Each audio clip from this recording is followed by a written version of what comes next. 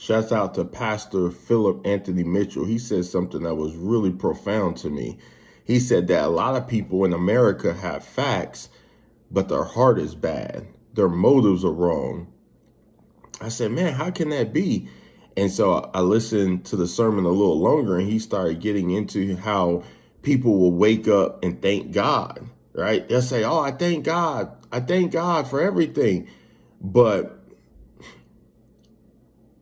if you're truthful with yourself, you don't really believe in God. You're just saying that because maybe you were raised like that. Maybe someone told you that at your job. Maybe you were at a daycare and someone taught you that. You were at high school. You heard someone in the hallway talking about God. You were at McDonald's or Chick-fil-A.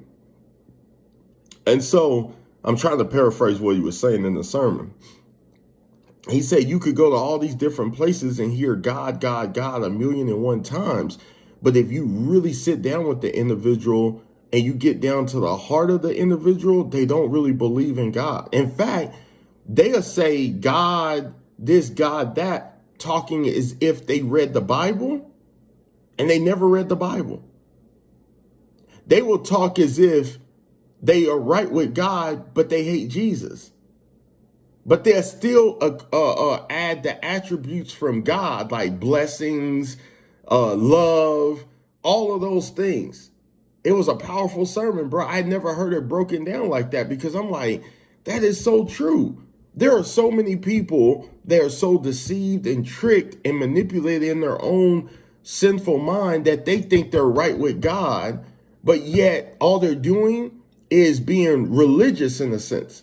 They'll say, oh, I'm not religious, but technically the person is, because the minute you bring God into your mind and your heart, you're religious.